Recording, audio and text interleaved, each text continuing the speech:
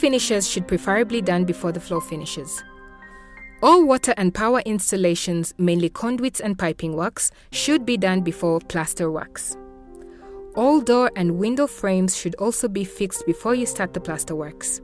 It's recommended that you hire competent people to handle the utility installations.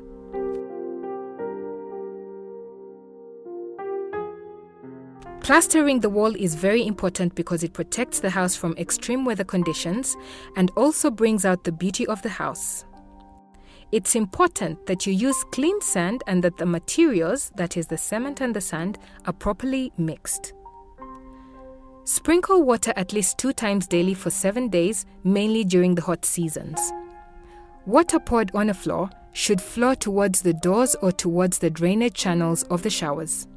It is good to pour water on all new floorworks 1 day after casting and at least 2 times daily for 7 days. After waiting on the plaster works with proper curing, the plaster should be dry before painting starts at least 21 days for internal plaster. Painting works. Previously painted surfaces should be scrapped and any loose old paint removed. Step 1. Prepare all walls well by filling or sealing any cracks, including any spaces where any 2 types of materials meet. For example, wall and window stroke door frames using a good filter, sanding down the surfaces to a smooth finish and removing all dry paint. Step 2. Undercoat should be applied to all surfaces to be painted before the selected color paint is used. Step 3. Choose good WeatherGuard paint for a good exterior.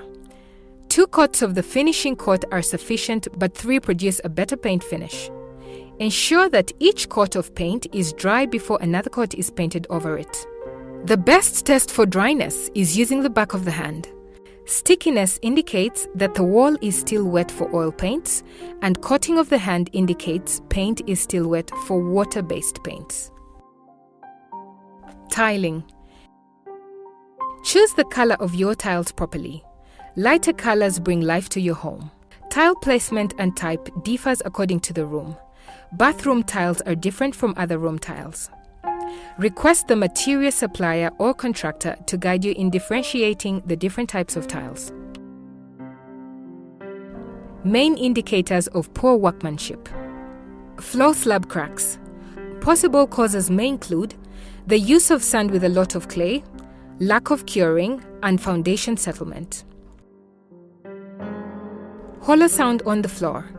This may be caused by separation of floor finishing from the concrete slab due to poor bonding. Wall cracks.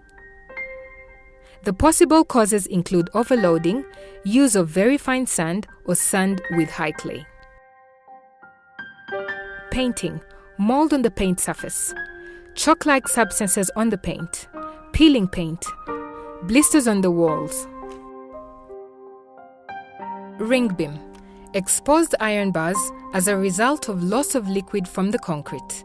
This could also result from formwork that is not tight or with spaces at the joints, or lack of concrete cover during fixing of the iron bars in the formwork. Exposed aggregates due to low fine aggregates during mixing or as above. Sagging of ring beams mainly at openings due to early removal of formwork coupled with loading of the beam before it properly sets. Roofing. Hoop iron holding the roof structure not properly casted within the beam or below the beam. Poor overlaps. Leaking roofs mainly along the ridges.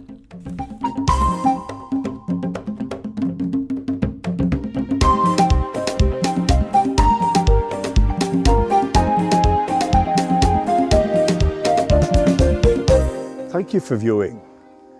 I hope you've learned a thing or two and been inspired to start on your journey in home ownership. It is possible to have the house of your dreams by following these tips and also supervising your work, overseeing it in collaboration with a professional. I am Moses Chinawe, a registered architect, a member of Uganda Society of Architects. Thank you.